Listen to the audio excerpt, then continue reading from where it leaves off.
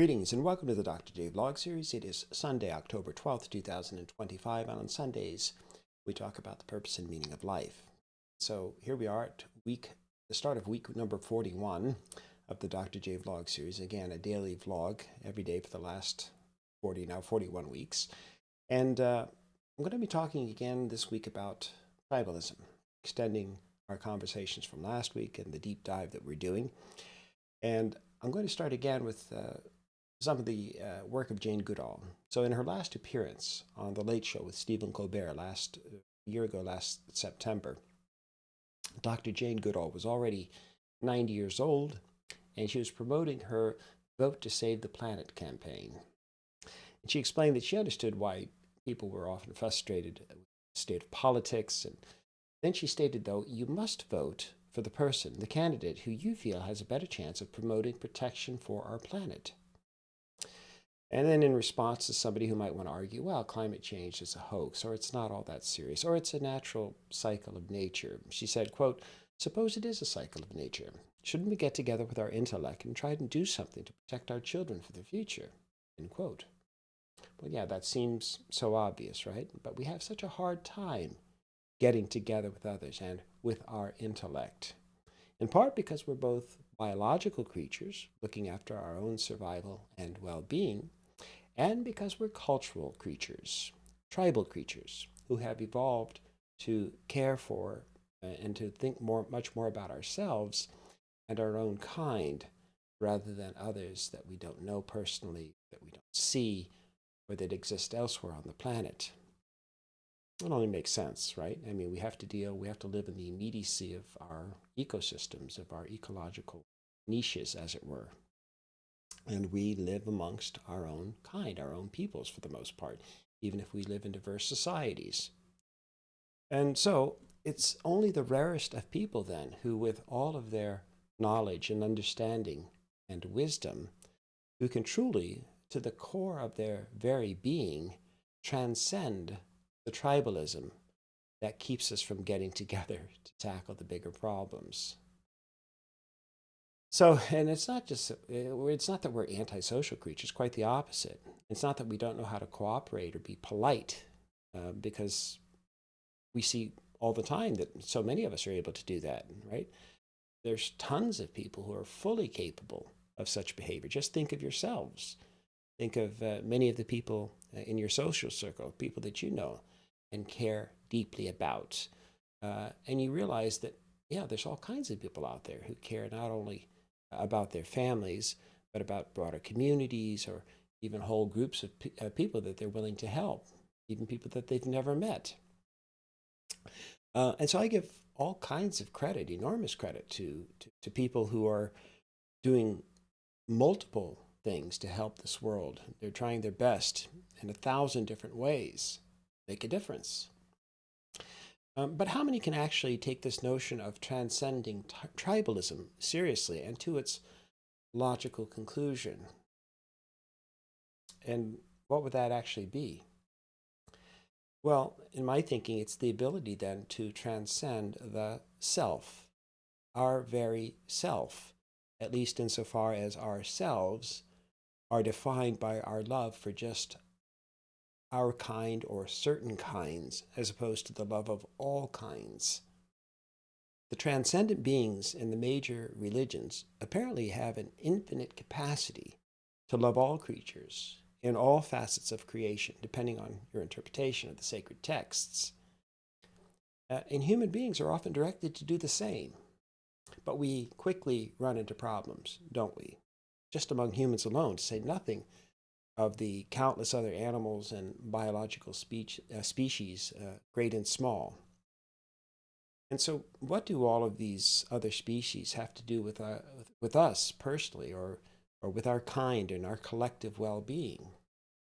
And more specifically and pointedly, why should I care what's happening in other parts of the world, or in other conflicts or wars, or other groups of people like the more than 1.4 billion Chinese living on the other side of the world, whom I'll never meet? Why should I change my actions to take into account their well-being? even as they mostly continue perhaps to do whatever's in their interest. And they might be, equally willing to do so at my expense. They care about me, maybe not. And even worse, how do I reconcile all of this with the cultures? Like when our cultures and our own peoples actually do meet one another and perhaps clash or even go to war. Well, of course, at that point, it's difficult, if not impossible, to overcome our tribalism. It's a matter of survival in that sense. And so, really, the challenge then lies in preventing our cultures and our peoples and our tribes from having the lethal clashes in the first place. And again, that's obviously much easier said than done. And yet, that's what would be required. Key to that happening, once again, requires this ability to transcend tribalism. And that's particularly difficult to do when our dominant cultures stress the importance of our tribes, of our allegiances to those like ourselves, the nationalism, the religious extremism, the belief that it's only our kind or our God in our country that are special and that deserve a special place in the hierarchy of eternity, our way of life above all others. And we're all kind of ethnocentric to a certain degree. So how is it possible to ever overcome that? And is that even a desirable aspiration in the first place? You might say that it's not. I understand. But ever since I was a young child, these concepts never really made great sense to me. And I'd ask in my childlike innocence in Sunday school, for example, questions like, well, if God loves everyone, then why do we think that some people are bad and some people deserve to die?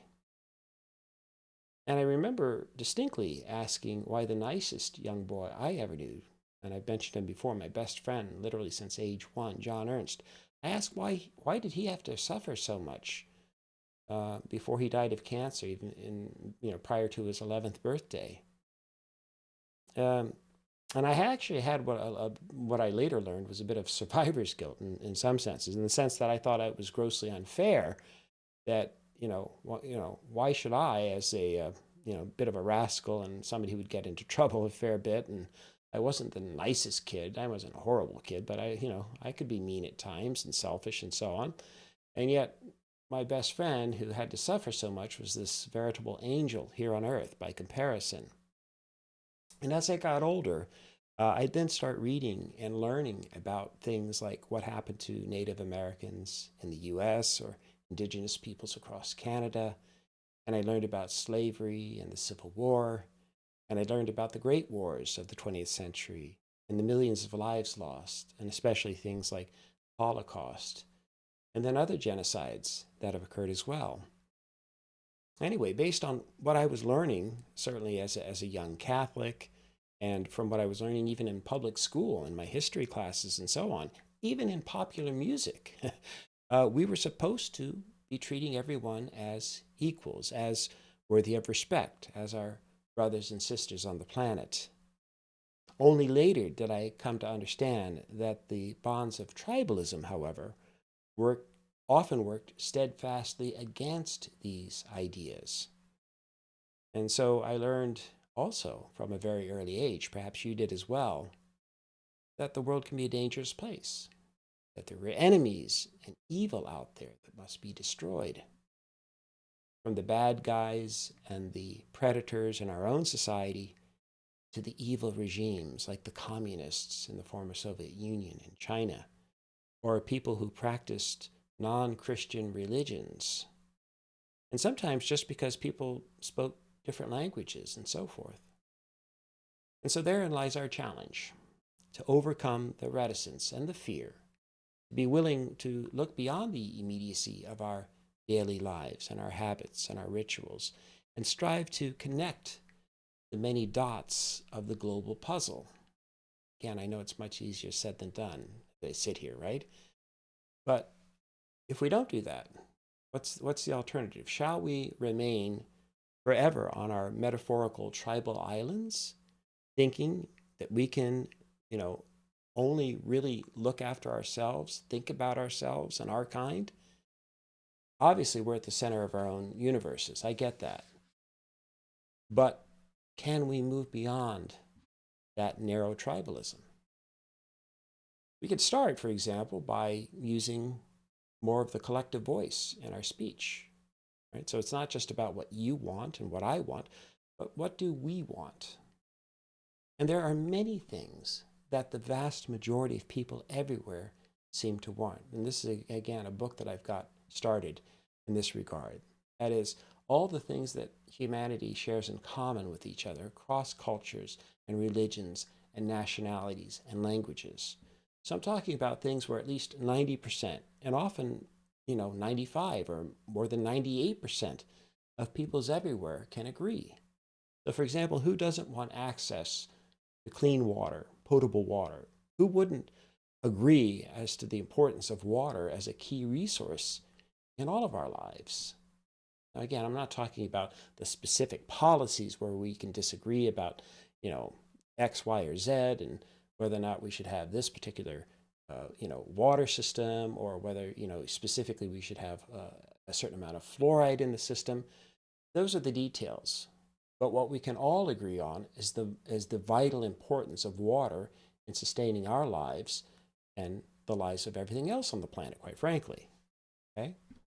So, and then, there are so many other dimensions and aspects where we as peoples everywhere reasonably can and do agree, right? Who wouldn't agree that, having a low infant mortality rate is a good thing, or having a low homicide rate is a good thing? Who thinks that only a small number of people should be able to read, right? And that it's important to keep most of the people, most of the populations illiterate? That's not the case, right? A few people, again, might feel that way, but I'm confident that that would just be a tiny minority.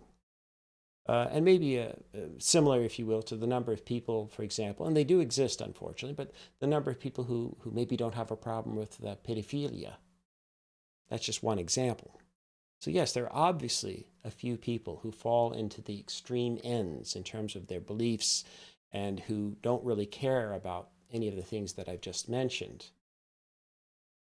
But again, it's a tiny minority. So a problem arises, though, if people don't stop to think about the implications of, keeping these borders and boundaries in place that separate us from each other and that alienate us from nature in general.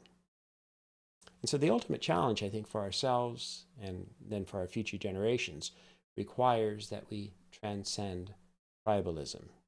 And I'll be addressing that throughout the remainder of the week. To help set the stage, though, I'd like to close today with some of Jane Goodall's famous last words, currently playing on Netflix. I'll leave the link in the brief passage that I'm quoting here in the description below. I can't show the piece, or I would, because of copyright infringement issues. But again, to quote Dr. Goodall at some length, "In the place where I am now, I look back over my life. I look back at the world I've left behind. What message do I want to leave? I want to make sure that you all understand that each and every one of you has a role to play. You may not know it, you may not find it, but your life matters, and you are here for a reason. And I just hope that that reason will become apparent as you live through your life. Your life does matter, and every single day you live, you make a difference in the world. And you get to choose the difference that you make. I want you to understand that we're part of the natural world, and even today, where the planet is dark, there is still hope. Don't lose hope. If you lose hope, you become apathetic, and you do nothing. And if you want to save what is still beautiful in this world, you want to save the planet for future generations, your grandchildren, their grandchildren, then think about the actions you take each day." Again, that's just part of what she says. There's much more to say, but I realize that everything that she's saying there, and when I look at her work in general, and look at this, look at the Netflix piece in general too, you really should set aside an hour for that.